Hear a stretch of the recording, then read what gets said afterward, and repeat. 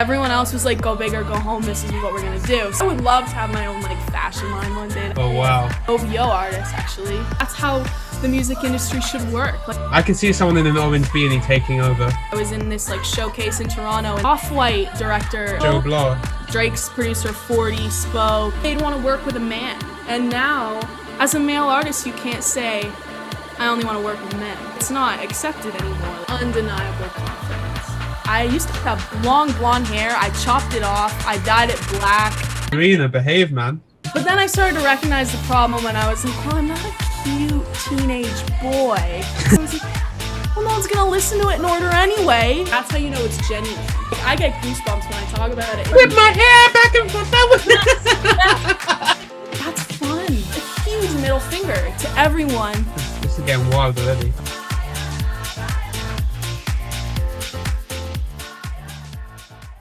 Welcome back, episode 3 of the podcast, In Tune with Music here. My name is Liam Chapelow, and alongside me is Morgan. And here we have our special guest, singer, songwriter, producer, girl in the orange beanie, none other than Serena Rutledge. Prisoner, locked up, can't get you off my mind, Lord knows I tried a million times, oh, why can't you, I love it when you call me señorita, I wish it wasn't so damn hard to leave ya, but every touch is ooh la la la, it's true la la la, ooh I should be running, ooh you keep me coming for you.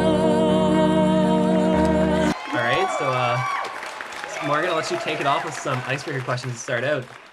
Yeah, definitely. Okay. Serena, I'm just going to ask you some weird icebreaker questions, just like so people can get your vibe, get to know you a bit, get to know your personality before we get into like the talent side. Okay, so what is your favorite city in the world? My favorite city is LA. Yeah, definitely. Why? It's warm and sunny there all the time, and growing up in a place that has really cold winters, it was just so pleasant to go there. I went there in like March and it felt like summertime here in Ontario, so yeah. True. I just love the weather. So you're a sun person. Yeah. I want to be able to lay by the pool in January, you know? Yeah, that's facts. Yeah, I hear that. Okay, and then what's your favorite dish? Like if right now, like I could click my fingers and someone serves you up a gorgeous looking meal, what would you want it to be? Cheese pizza. A cheese pizza, like a margarita? A cheese pizza, that's all I want. But like, so you mean like a margarita? Is there a difference between a cheese pizza and a margarita? Margarita's good. It has like pesto on it. I could definitely. Oh, now a pesto pizza. Now we're talking. Yeah. Now we're talking. You know what the best are? The best are when you go to those custom pizza places and you can like put your own like sauce. You get like a white sauce or a pesto. Yeah. You don't need to go for tomato, and then you make your own. And then you throw your own toppings on. Yes. I had this pizza not too long ago, and it was nacho pizza, and it had like Doritos on it and like green onions, and like it was really good. Serena, behave, man. Please. Nacho pizza. Oh my days. Okay, this is getting wild already. Okay, so let's say tomorrow, our boy Justin, Trudeau that is, stepped down, and you got a call, and they're like, Serena, we want you to step up to become the Prime Minister of Canada. It could happen. I've pictured this scenario. You know, I could see someone in an orange beanie taking over. I could see it. Yeah. Cool. So if you were Prime Minister, what law would be the first you introduce? I would probably, I don't want to get too serious, but I would probably take away like criminal drug charges completely, like institute more like treatment plans rather than like criminal punishment. That would be a big course of action. That's something you're quite passionate about yourself. Yeah, it's something I've like become more passionate about, I think, as I've gotten older. Like, I don't know, it's more of a public health problem than we have so many people like sitting in prisons for weed charges, black men specifically, and it's like now weed is legal. Yeah. So, and I just think, you know, drugs should not be punishable by arrest and jail time. Yeah. But yeah. I That's- completely agree. yeah. I gotta It's- say, yeah, we at In Tune Music stand behind you with that. Yeah. Definitely. Okay, so another one. So color is quite a big thing for us. We like to have quite a laid back approach. We're quite colorful ourselves. Obviously, I got the bucket hat. We got the matching tees going on here, a bit Yeah. like an Anton Deck co-host situation. You've got the orange beanie, the blue. You got a bit of color going on. What's your favorite color, and why is it your favorite color, orange? Orange is my favorite color because, I don't know. I guess I associate it with like sunsets. I love sunsets, and it's just such a bright, vibrant, happy color. Like, it's kind of similar to red, obviously, but I feel like red is bold in like a sexy way, whereas orange is like bold in a fun, like outgoing, like playful way. Well, I guess I feel like I know Serena now through all those great icebreaker questions. So I guess we can start probing a bit deeper into this. So are you ready for that, Serena? I mean, I guess so. Like, you'll have to ease into it a little bit. Like, Okay. I'll start with a nice, easy, laid back question with take us through your musical journey. I started playing piano when I was like 4, I think. I would be pulled out of kindergarten class to go play with my music teacher for like half an hour. And I always hated it. Like when I was 4, like I would never sit on the piano bench. I'd always run around and try and play hide and seek with him. Like I'd go hide under, there was like a little play set in the room, and I would like go down the slide and then hide under it because I didn't want to play, like, I didn't want to like sight read and like play piano. But then when I was like 11, he taught me how to like play chords and sing at the same time. So then I went home and wrote my first song, and I was off to the races. And I really loved doing that because I kind of wanted to be a pop star for sure. Like, I always listened to Taylor Swift all the time, and I just wanted to be her. So I would always play and sing and write my own songs about boys who couldn't have me when I was 11. My first song was called Trains Left the Station. Wow. I'm gone.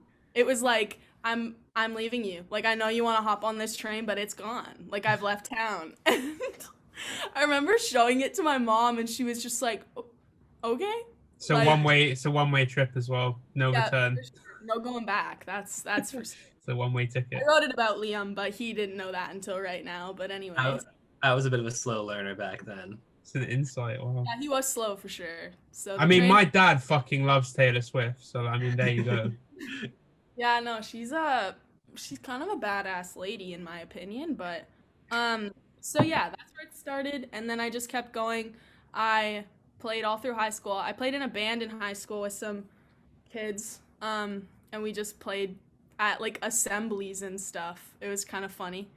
And we had like a band leader, and he was like in his 60s, and he got us to learn like Pink Floyd and like Jefferson Airplane songs, and I sung those, and I don't know, it kind of broadened my scope of like listening, I guess.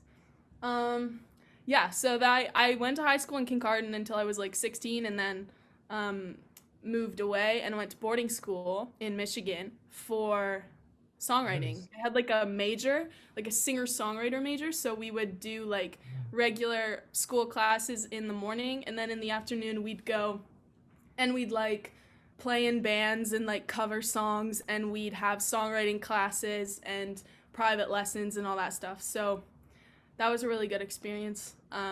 It made me a lot better, like a lot quicker. Like I feel like it was really nice to get away from like a small town for a little while and go to like a community where everyone was doing the same thing. It was a breath of fresh air for sure. Was going there when you kind of realized, like, hold on a sec, like, I could actually do this full time. Like, this could be like my actual Yeah. thing. This could be Yeah, my life. Because everyone else was in that mindset. Like everyone else was like, go big or go home. This is what we're gonna do. So it like made me think, okay, yeah. I mean, I guess that would be the coolest way to make a living. Like I can't see myself being as happy doing anything else. So I was kind of like, why would I settle? And I started to realize that like songwriting, like writing for other people, not just being a performer, was a super plausible like career path for me. because my teachers and everything were like, you could do this, like you could get a publishing deal, write for other people, and do that after school. So yeah, so then it became the question of like, do I go to college? Because I don't know, like for music, like you don't have to go, but I always liked being in school. Like I never had a problem with like, I don't know, I like routine. Like I like going to class every day and meeting like people and I don't know, working on stuff together. So yeah, I decided to go to NYU in New York City, and I got into this recording institute. It was called the Clive Davis Institute, so it was founded by record man Clive Davis. He's pretty cool dude. He's been around for a long time. But yeah, I went there for a year, and that was last year. And moved to New York City, lived in Manhattan. It was pretty wild. Met a lot of cool people, and yeah, it was a really great experience. But ultimately, that wasn't. I didn't see myself in New York. Like I said earlier, I love LA. Like I've always wanted to move there, and I started to realize after I got to New York that I still really wanted to get to LA, and I didn't want to wait 4 years to get there. So I decided to transfer to a school out there. So now I've started online classes at Los Angeles College of Music for songwriting. So that's kind of the journey. That's where I'm at in my journey. And yeah, I'm happy where I'm at right now. So And that's what matters most. So yeah, for sure. do you need to be in a specific kind of environment or space to like, write and like, quality content? Do you need to be like in a certain environment, or can you do it like, wherever you are, like in a car, on a plane, in bed, out and about, like wherever you are, you can do it? Or do you need to be in a certain environment or in a certain mood to do it? I think like inspiration hits everywhere, like any time, I guess. I normally write here in the studio or in my music room at home, but I have been doing homework in the cafe before and thought, oh my god, that's a great lyrical idea, and then wrote stuff on my computer. I think it's a cool experiment to write a song without actually singing it, like trying to hear it in your head and write it. Like that's like a really hard thing to do, but it's like it's cool. So like I think I tend to write in the same spaces, but it's a good thing to branch out. As far as mood goes, um I I don't know. Like I feel like songs are normally things that just happen to me. Like I read this article for class the other day about it was a Jackson Brown interview, and he's like a really huge songwriter, like folk music, and there was a bunch of them like Jackson Brown, Joni Mitchell, James Taylor. They all lived in California. They played at the same clubs. They lived together. They wrote all these songs. Just a really cool time. I think that Yeah. was 70s if I'm correct, but um and it was an interview in this book, and he was talking about this is one of the most famous songwriters of all time, and he's saying songs it's just like a wave, like you just got to ride it out, and that's how it's always been for me.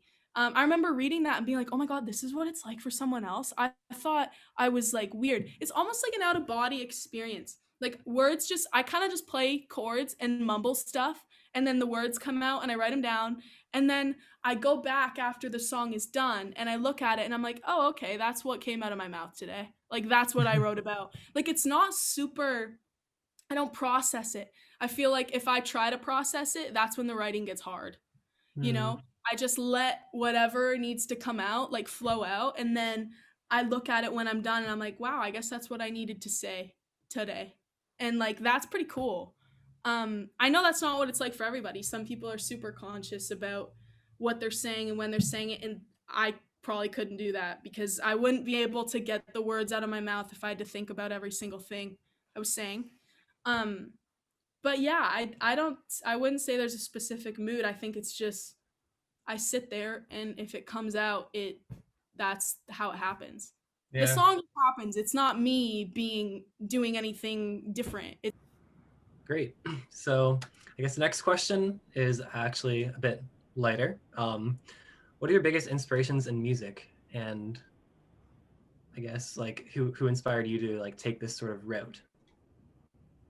Um, I would say my first music teacher, Scott Chow was his name. He had like a studio in Lucknow, Ontario, and he was the one that would come in during kindergarten and grab me and we'd play piano and stuff. I took lessons with him until I left when I was 16 to go to Michigan. Oh wow. He was a huge mentor for me. He was not, I remember like me writing the song, my first song, and bringing it in, and he was not surprised like at all. Like I expected him to be like, wow, like you wrote a song. And he was just like, okay, let's hear it. And like that was a great influence on me because I didn't need someone to pat me on the back. I needed someone to just like listen to it and be like, how could I make a better one next time? So yeah, he'd always listen to every song I brought in and be like, this is what I think. And he was very honest. And he would also like find places for me to perform like locally all the time. He even helped me like host a couple concerts, or like he'd play at some concerts that I was hosting for like fundraisers and stuff. So yeah, he was probably like my first and like main mentor. And then from there, like when I went to Michigan, I had a teacher, my private lesson teacher. Her name was Courtney Kaiser Sandler, and she was in like bands growing up. She like did backup vocals for a bunch of like big artists on tour, like Bon Jovi and like I don't know, wow. a bunch of people. And she was so fun, and she was like really wacky, and it was fun to have like a wacky like older woman that had like lived through it all like give me advice. And yeah, so those were like my two main like teachers, I guess. But like artist wise, I already said Taylor Swift when I was younger for sure. But then I don't know, like I remember seeing Justin Bieber's like first music video one time come out when I was like 8 or 9, and me and my brothers were all like crowded around the laptop, and we were like, he's from Stratford, like he lives so close to us, like that's so cool, like. And I remember thinking, like I wonder if I could do that. Like I know I'm not from Stratford, but I'm from pretty close to there. Next best thing. I mean. Yeah. And I remember my brothers being like, we play Stratford in hockey. And I was like, well, if they play Stratford in hockey, then that's close enough. Like, you know, in the mind. Everything revolves around hockey. But, yeah, so Justin Bieber, definitely. Because he was proof that, like, someone from a small town could be huge. And, yeah, so him, and then, like, a few years later, like, Shawn Mendes blew up on Vine. And it was just another, you know, instance of like small town kid from Ontario. But then I started to recognize the problem when I was like, well, I'm not a cute teenage boy. So I had to kind of figure that out. So I was like, okay, well now I got to write my own songs and sing them and like just be like really determined and work really hard, and hopefully I'll get somewhere close to where they did someday. So yeah, that's my answer. Like that. Okay, I'll stop on a question. So how, obviously, like we all are aware of the COVID-19 pandemic, something we talk about almost every day. How have you tried to use the pandemic to your advantage in terms of your music career and taking some time to figure things out? So in episode 2, we had an artist come on. He's actually from the UK in Manchester. And he described himself as like an acoustic sad boy sort of artist. And he basically took that time to reinvent himself. He took all his stuff down and he started again kind of as a lo-fi artist. I don't know if you're aware of the lo-fi genre, but he kind of went more the lo-fi direction. So like, you know, have you not, you know, necessarily reinvented yourself, but have you used this kind of time as an opportunity to kind of take a step back and look at your career from like a broader perspective? Yeah, adjust your approach. I think I know I don't want to write off the fact that 2020 has been a very hard year for a lot of people, and I definitely see that and like want to honor that people have persevered through a lot of struggles this year. But as far as personal growth for me, this has been the biggest year creatively, and like even in my personal life, like Liam knows, you know, I had a bit of a rough go in 2019, and 2020, you know, I I used to have long blonde hair. I chopped it off. I dyed it black. I started writing. Well, I worked on a farm. It was so odd. Like, I'm not a farm girl, but I started working on a fruit and vegetable farm. I worked there all summer. I would work like 9-hour days in the field, and then I ended up working in the store later on and selling all these things that I'd grown, and it was really cool, and it was like a full circle, I don't know, moment. And I'd stopped writing entirely in that time. Like, I wasn't writing music. But then I finished up that job at the end of the summer, or in October actually. And I was about to start classes online, and it was time to like get back to writing music like regularly. I used to write a song like every week, and now I'm up to the point where I write 2, 3, 4 songs a week. I at least start that many. I'm in the studio right now. There's like a home studio this guy owns. His name's Michael Abercrombie. He lives in Kincardine, but he's moved here from Toronto. Used to work with some rappers in Toronto and some OVO artists actually. One Oh, his name. try me. I love OVO. Yeah, there's this guy named Plaza. That's his artist name. So I know Plaza. I know Yeah. Plaza. Yeah. Has he So got a song called Shadow? Did I make that up or? I'm not sure. I'm not super familiar with song names, but Plaza's sick. super cool like R&B kind of hip hop trap. I'm a huge Marjorie Jordan fan. So like Division went on tour with Drake when he came to London a while back, and they did their own concert at like this really small venue, and I went to see it. It was so sick.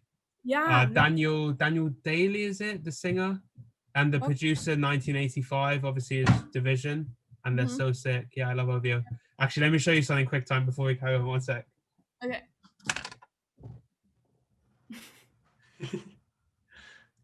So the weather, right? Oh, he's got the merch. This is my favorite piece that I own. I'm very proud of it. Yeah. Oh, I love it. Yeah. That's so It's cool. like represent, but like OVO. Right. Yeah, no, So OVO is so sick. It's like a whole empire Drake's built. Like even the merch and stuff is just as big, if not bigger than the artist. Like everyone is the merch is like obscene. Like it's obscene. Like I mean, everything sells out. The collabs are like insane. Like it's just mad. I went to an event they had at OVO in like 2015. I was in this like showcase in Toronto, and they got us a spot to go to this music summit, they called it. And you know, Drake's producer 40 spoke, and Off-White director Joe Blah. Yeah, he spoke, and there was another guy too, and I can't remember his name, but I just got to hear these like really cool people talk about their careers, and you know, that was really inspiring. I think it was like 15, and I was like, whoa, these guys are sick. I want to like do clothing. Like I would love to have my own like fashion line one day. That would be so sick. Do you have any of your own merch?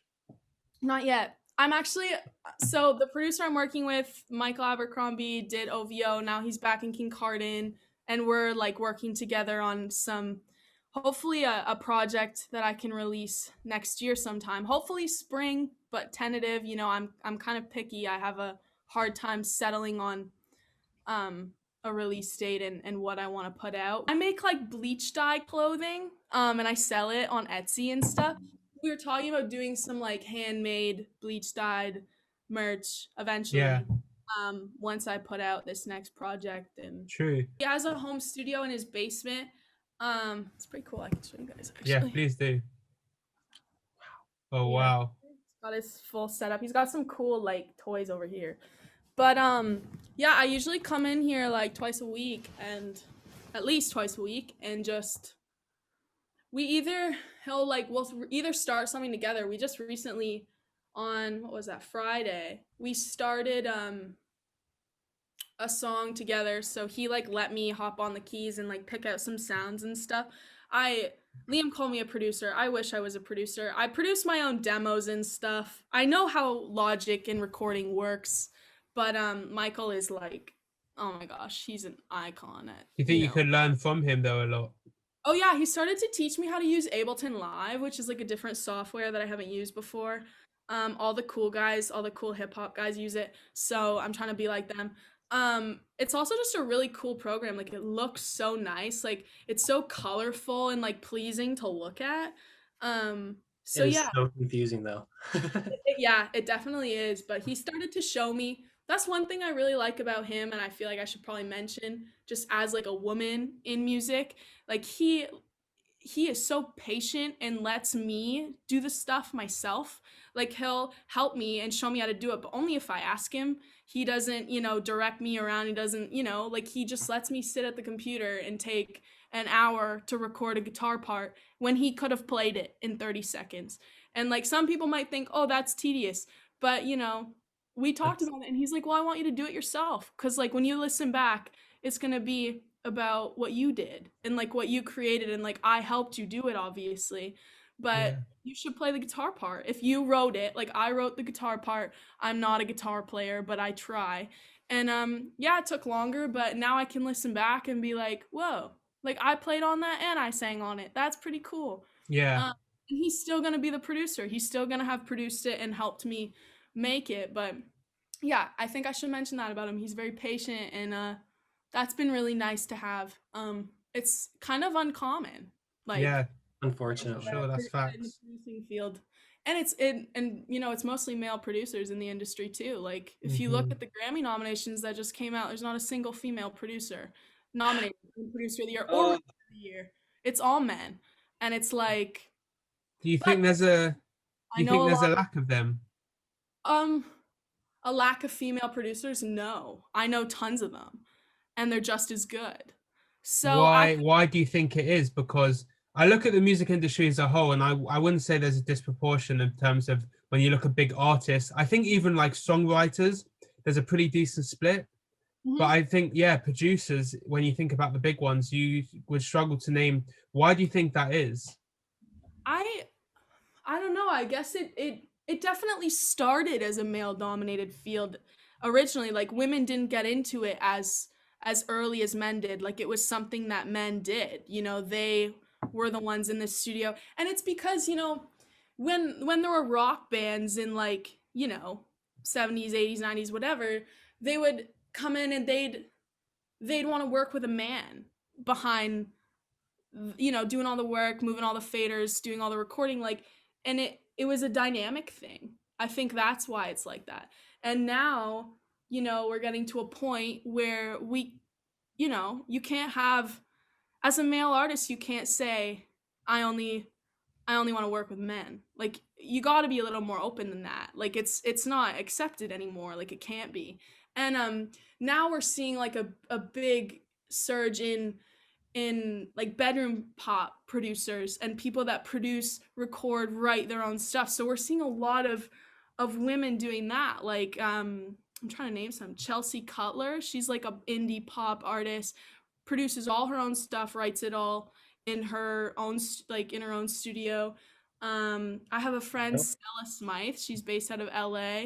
She's released her album this year. She's a writer as well. She produces all her own stuff.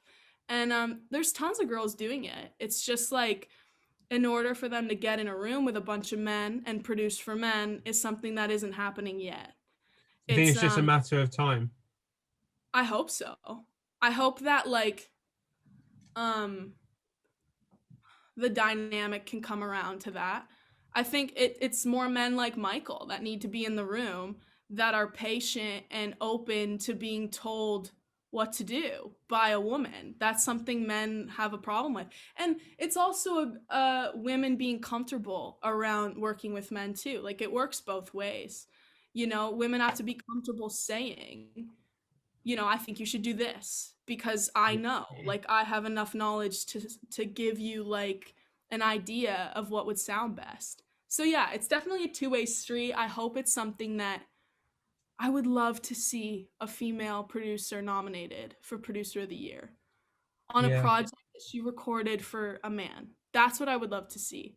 yeah, I think that would be even more notable than a female producer producing something for a woman and having it nominated. I mean, all for girl power, that's yeah, amazing too. But I think that would be really cool to see. yeah. Because I mean, you know much better than us. We're no professionals. But you said you think they're there in terms of the talent level compared to Oh, yeah, male producers. It's for just sure. the recognition that needs Mhm. to start, getting Yeah. out there. And it's the level of comfort again. It's like just being comfortable in a studio dynamic is still new. You Yeah, know, girls Yeah. are more comfortable making beats in their bedroom and singing over them, but it's another thing to feel comfortable in a room full of people. Um, so I hope that comes around too. yeah. Just a question to follow that up, like directly, more general about like producers and more so songwriters like yourself. Do you think they get a lack of credit? Because obviously you think about artists and the ones who perform the songs, they're in the music videos. They're the ones, you see their face on, the cover of like the single or the album. Yeah. They're the ones, usually receiving the awards and credited for the song. But there's Mhm. so much that goes into that song to make it what it is. And I can name you so many songs where obviously the artist is the one that's, added the lyrics and everything to it, but it's the beat that makes the song. The song wouldn't be what it is without the beat, Yeah. and that's what makes it such a big track. Whatever it may be. Do you Yeah. think there's a lack of credit there, and if so, like how do you kind of change that?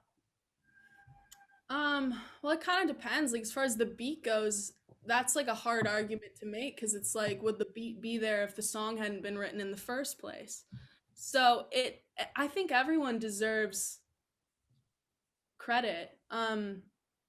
With the artist thing, like the artist being the face of it all, and the people behind the scenes are the ones cultivating and writing every day and making the mix and but they know their role. Like me wanting to be a songwriter for other people, I know that I'm going to be a behind the scenes um person. But that's kind of the appeal for me because it's like I don't want my face in a camera 24/7. I mean, if it were to happen, I don't want to eat my words here. If it were to happen and I were to blow up and like have a world tour, I would cherish that and I'm sure it would be an amazing experience, but a different one. I think a lot of people like producing this stuff. They have their name, on Genius Lyrics. If you look up, they'll have each writer credited, each producer credited. Spotify even does that sometimes if the distributor puts it through, like who produced it, who wrote it.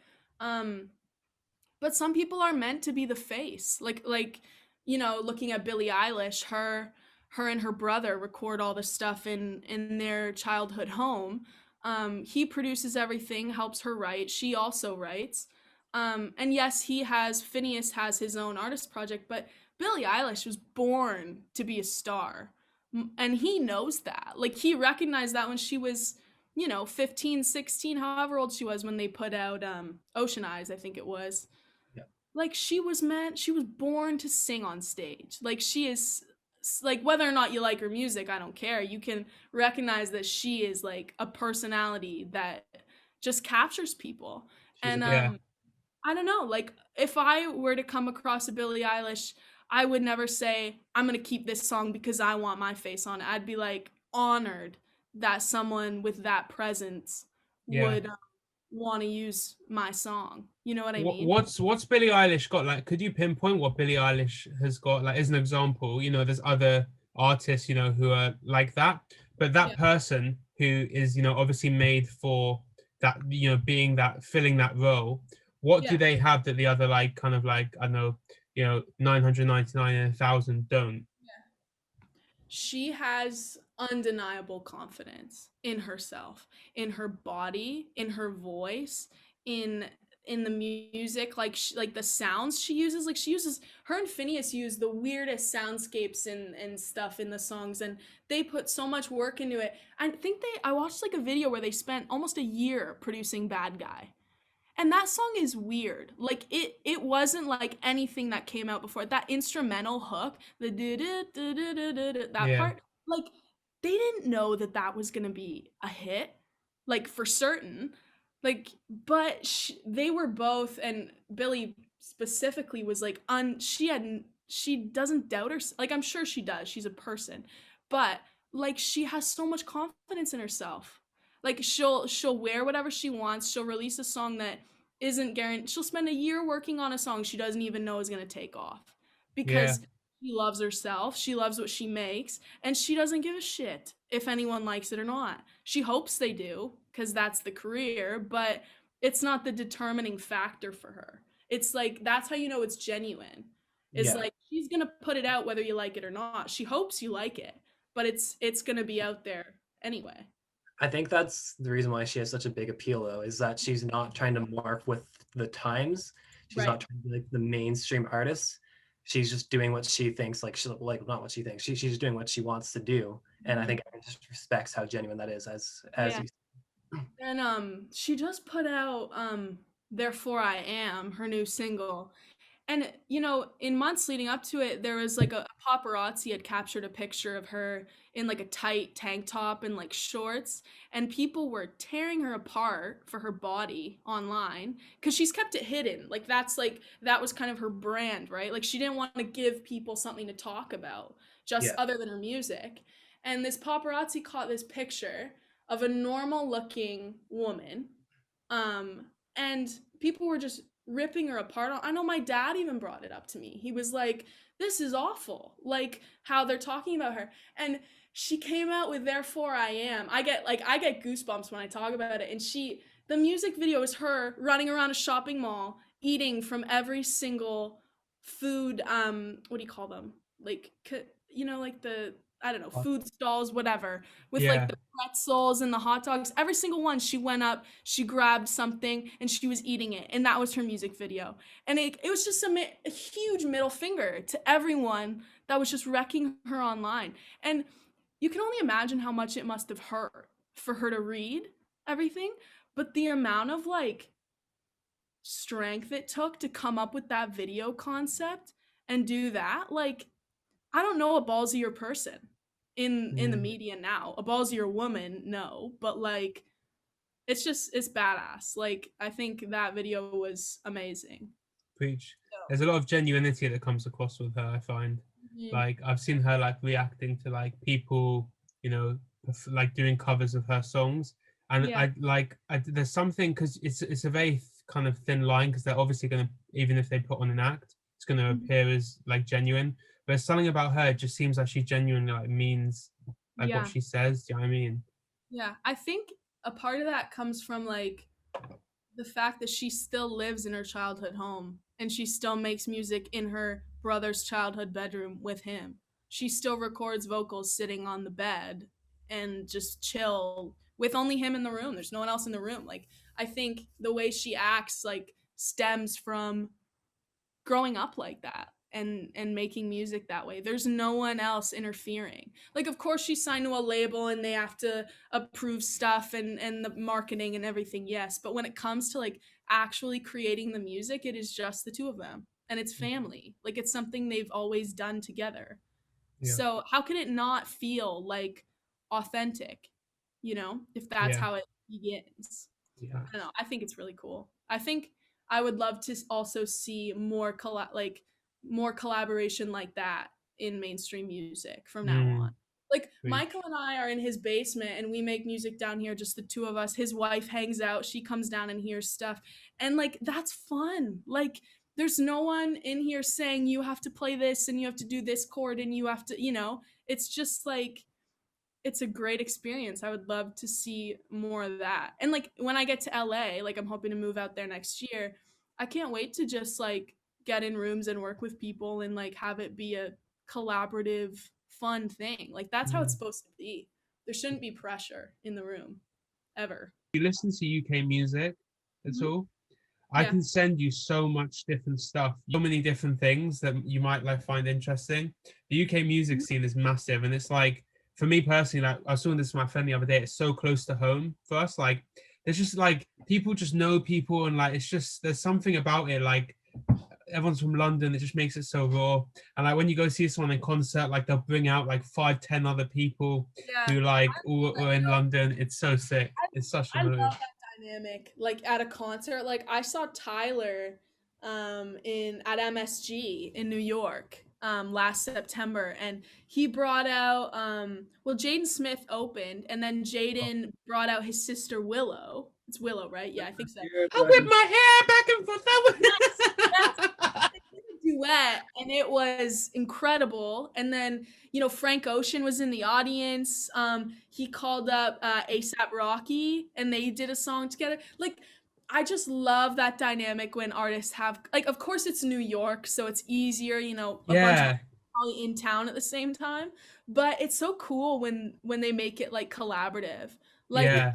I love that. I thought it But that's was the thing, like, so you got that vibe, like that New York or like LA, but like a lot of them, it'll be like, you know, like, I don't know if Travis Scott brings out Drake in LA. It's like they're in LA because it's LA and like they're rich and they have a house in LA. But like, there's a thing about London, like all these artists, like they live in London, they're from London, like they represent London. There's just a certain vibe to it that just makes it like, oh, it's man.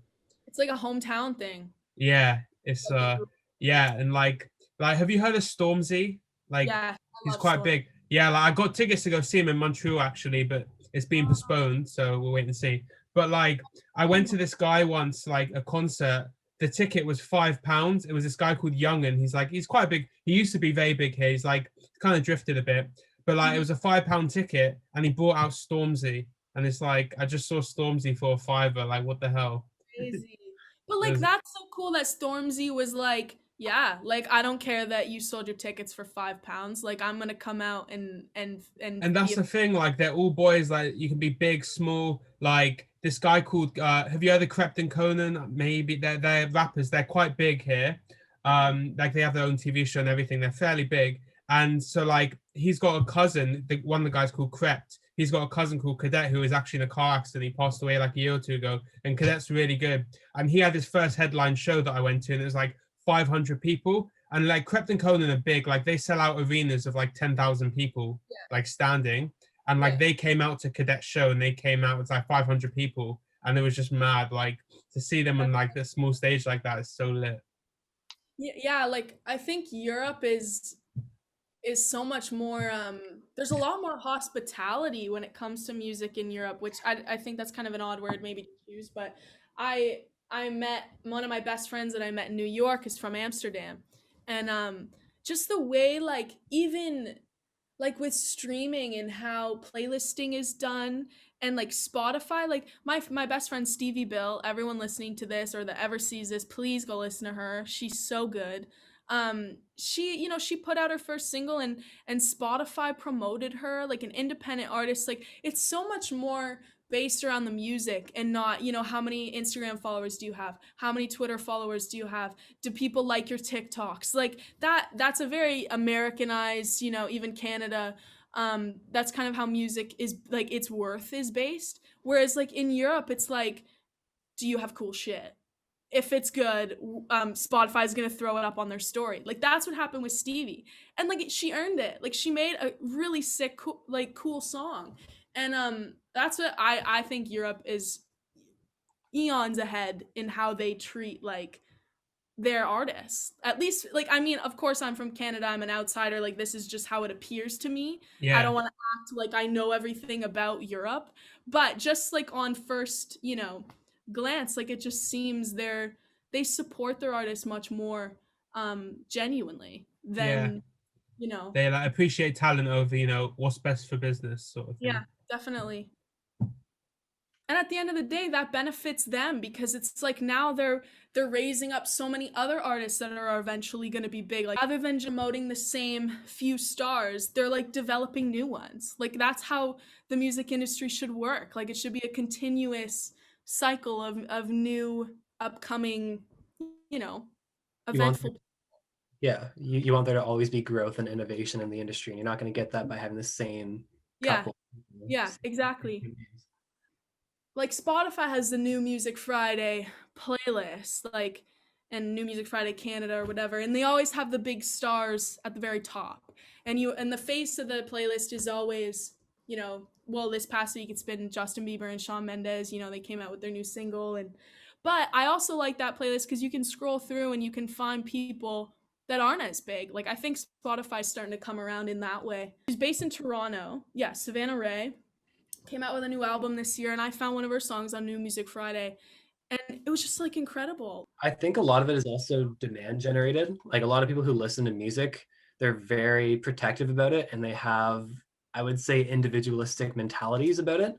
Yeah. Um, people love to show people new music. So if someone's already heard it, and they're like, okay, we'll have to find some more underground. And I Yeah. think because of that, Spotify is sort of reacting to it, and they're like, hey, people always want to find new artists so that they can make themselves look cool or Well, whatever it is. But everyone, it's a good thing no matter what. yeah, and everyone our age wants to be a tastemaker now. Like that's the new trend. It's like everyone wants to make these playlists and they want the playlists to get a ton of follows. They want to feel like they're putting all these people on to new stuff like you said. So everyone wants to be the tastemaker. So now everyone's like digging through Spotify at all hours of the evening trying to find new exciting stuff. It's kind of like how I don't know, like DJs back in the day used to have to go through, like, you know, before radio was programmed to be the same top 40 songs that got played all the time. Yeah. They'd have to go through and find all the coolest, newest stuff to feature on their show. That's kind of it's kind of a reimagining of that, I think, which is well- really cool because it puts young people in the role of, you know, A&R, artists and repertoire, like developing new cool, like they determine what's gonna blow up. Yeah, absolutely. Yeah. And And curating like playlists is kind of like an art in a way, like the way the playlist kind of like flows, like whether it's like specifically having the specific order, like in the way the songs flow, or in just the way that like the songs are put together. So if you shuffle it, it just has a certain kind of aesthetic to it. I mean, that's kind of like, that's more of like a high level stuff, but I mean, that's kind of what our blog is all about. It's kind of trying to inspire people and make them understand there's no right or wrong when it comes to music. It's like every single person's going to have a different kind of appreciation for different music. Like some of the music I listen to is so contrasted. Like I listen to like drum and bass, which is like kind of like UK version of like EDM, like just basically drums and bass. Sometimes I listen to like Barry White, who's obviously like a singer from like the 50s. So there's so much variation, and like I'm not saying put them in the same playlist. It's up to you, but it's if you want to put them in the same playlist, you can do that. Like it's whatever music means to you. That's what the playlists really are. That's what our blog's all about, like inspiring people to find their niche, to learn about, you know, trying different things and like pulling, you know, a playlist that works for them and no one else. And the playlist can have any purpose. It can have a specific purpose of, you know, using it like when you're in a certain mood, like you're in this mood or you're doing this specific thing, and that playlist is for that. Or a playlist can be like to get you into a certain mood, however you're feeling. So like, would you kind of like agree with that that's kind of how playlists, or that's how music should be to like a listener? Yeah, I think the one thing I run into a bit, like find myself thinking, is like I really hope people listen to the whole album and then pick the songs they like and add them to the playlist. That would be my thing. I think, and I'm guilty of it. You know, I'll listen to New Music Friday and I'll hear a track that I like and I'll add it, and then I won't listen to anything else that they make because there's always something new. There's another artist or someone else that you discover. But I think people like should recognize that, like, I mean, even in the day, like, age of streaming, like, artists are getting paid pennies for streams, and it's like, go listen to their whole album. Like, I try, like, I really do. Like, I found that Savannah Ray, I found her song on New Music Friday, so this morning I had to drive somewhere, I put her album on and I listened to the whole thing. It takes 45 minutes. If you're driving somewhere, I don't know, even if like, I mean, I don't listen to music when I study, but I know some people do. Like, whatever you're doing, carve out some time to like listen to the whole record, because I feel like if you like one of their songs, you're bound to find something else you like, and then you can listen to the whole album. You can pick out the couple songs that you really, really love, or maybe it's all of them, I don't know, and add that to your playlist. I think that's like a really important, that should be an important part of like creating and curating your what you listen to. If you listen to it that first time and find what you like, then you know, like, you've heard all their stuff. I think it's important.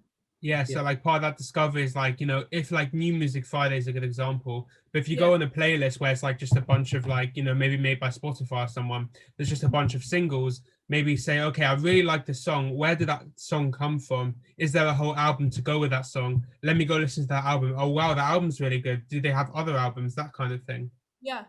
Well, yeah, that's I mean, that's where the real discovery comes from, I think. It's not from finding that one song Spotify decided was the most mainstream pick to put on the playlist. Yeah. That's not discovery.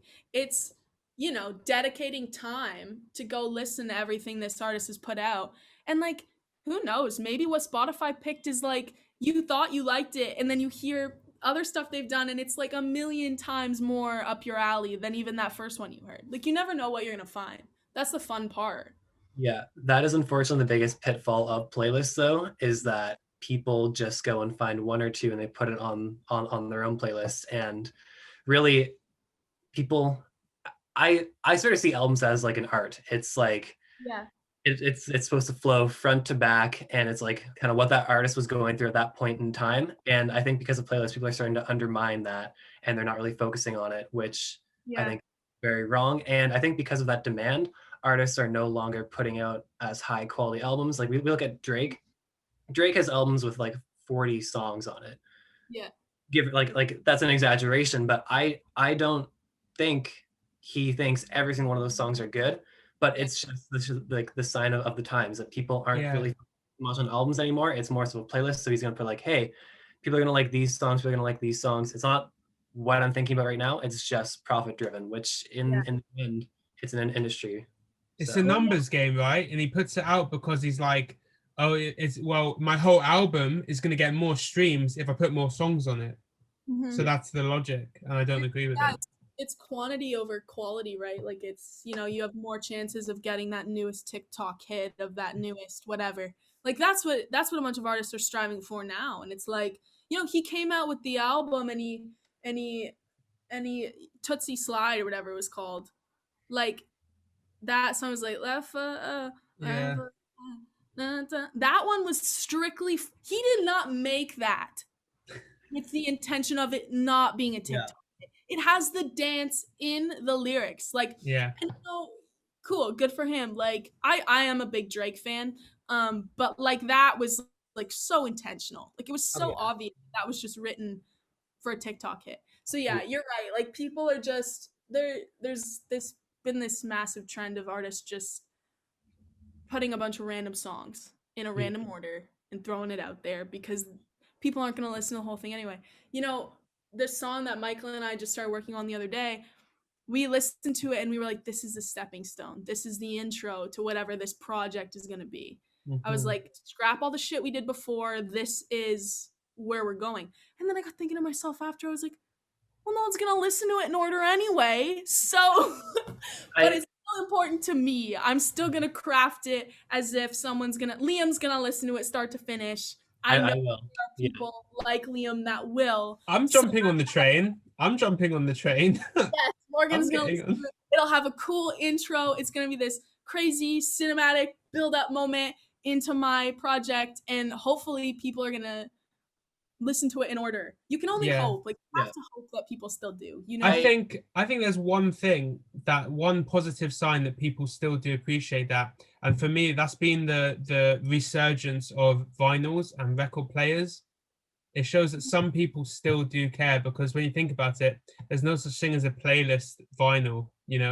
That's an individual album, and you're not buying vinyls to start flicking through and winding forward to specific songs.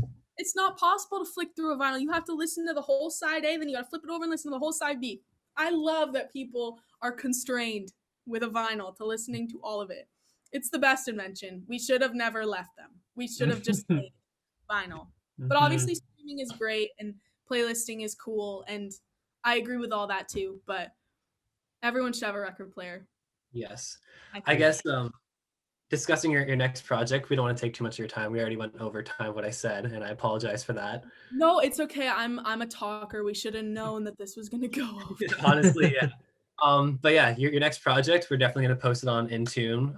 Intune Music's all massive fans of you already. They're massive following. But I guess since we're talking about your next project, you know that I've been listening to you for quite a long time, and you have quite a diverse sound. You go from like straight up melancholy where I get goosebumps, where you go high pitched and it's just so slow, and I sometimes like reminisce about my past failed relationships, look out the window, and then you have like something out of the house where it's just a heavy bass and it has sort of like an EDM sort of feel to it. Yeah, so, that was Yeah, Haunted House came out in, I think it was May, maybe? Maybe it was March. It was one of the M months. And it was like I did it with some guys for my music business class project thing actually. So it was all done like this guy Jake produced it. He goes to NYU. I'm trying to think of his Instagram handle and I can't think of it. But yeah, he produced it super fast. So I had another guy help me with graphics and stuff and it was like a very collaborative fun thing. And it did turn out to be kind of spooky EDM weird sounds, definitely inspired by Billy and Phineas. I don't know, like a it should have came out in Halloween. I don't know why I put it out in the spring, but I was just, it was a cool project. I was excited about it, and I'm so glad I put it out. It's a fun song. It's Like, really good. It's thank like you. really good. Yeah, it's cool. It's different. I can't even imagine performing that live. Like, I hope one day I get to experience that. Like, just I feel like the room would just shake. Like, I don't know, it would be wild. But yeah, so that was in the spring, and now this I didn't think it was going to take a whole year to come out with something else, but hopefully spring next year, um, I'll have a lot more stuff in my back pocket. Like that one, we just recorded the single and put it out and didn't think of, following it up with anything. But this next project is going to be multiple songs. I'm hoping, and there'll be lots to follow it up with because in this time of quarantine and COVID and everything, I've had a lot of time to, I'm saying I write 2, 3, 4 songs a week, like it adds up, and Yeah. we're recording them all. So yeah, this next project is gonna be dramatic, as per usual. Liam knows this. I'm a very dramatic person.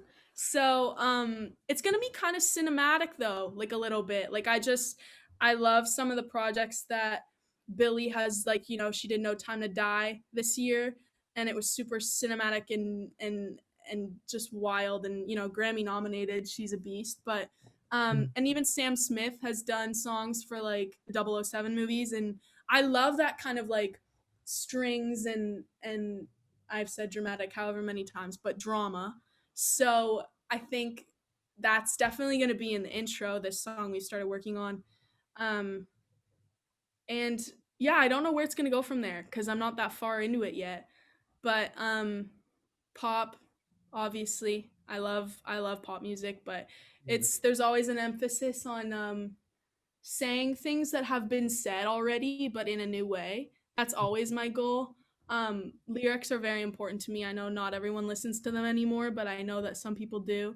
And I always want to talk about relatable experiences. This is my main goal, talk about a relatable experience, whether it be a breakup, whether it be losing a best friend, whether, whatever it is. It's usually sad because that's kind of up my alley, but talking in a way that is new.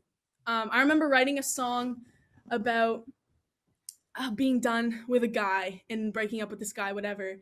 And the song was called Dirty Laundry. And the chorus was like, I hate the way you sleep with your socks on. All your dirty laundry always hanging off me, was my lyric. Because it was like, I don't want to just say, I'm sick of you. Because that's been said however many times, And I don't know. So the new project will definitely have a lot of that in there, like a lot of cool lyrical takes on, you know, everyday normal. Yeah, like so I checked out the song like when Liam told me like you were gonna come on and stuff. Yeah. And like I listened to that song and I think honestly, like you say like bad guy, like no, if you listen to that, you would have thought okay, but like you would never thought that would be like a big hit. So I look at a song like that, bad like obviously it's a different platform that she has now, being part of a label and things like that. But like, there's no reason why that can't take off like Bad Guy does. Like when I look at the kind of vibe, just like from like a kind of stand back point of view, like honestly, like it's a sick track and it's different. It's different, right? It's not like kind of usual or anything like that. Well, I think the part of it too is, I've talked about Billie however many times in this, podcast, and I adore her as much, and the same way I love a lot of other artists, and it's about like taking your influences and combining them all, because I listen to like R&B, I listen to pop, I listen to a ton of hip hop. I love some classical music. I love country music. Like it's I know Liam's grimacing, but We hate country music at In Tune. I'm sorry guys. I do love some of it. And I think it's just finding a way to like fuse together all the things I love to listen to without it being like, oh, she's trying to recreate Bad Guy. You know what I mean? Yeah. Like that's never the goal. But I think it's perfectly fine to listen to someone and be like, oh yeah, she listens to Billy. Oh yeah, she listens to, you know, Shawn Mendes, whoever it may be. Like I think that's cool. Like that's how Yeah. music gets reinvented. And like For sure. you can always come up with new stuff by listening to other people. So yeah. Tell me if I summarize that point quite well. There's a fine line but significant difference between inspiration and recreation. Yeah, absolutely. Yeah, that's good. Serena, thank you very much for coming on the show. We learned not only so much about you as an artist and what you've been through, but also about the industry as a whole, kind of someone who is in it and has been through it. You gave us a lot of insight. It was extremely interesting to hear someone from a young woman in the industry and her own opinions and everything that you've been through. I certainly found it extremely interesting, and I know that our audience will as well. Just thank you for coming on. We are In Tune Music. We out. Thank you so much for having me.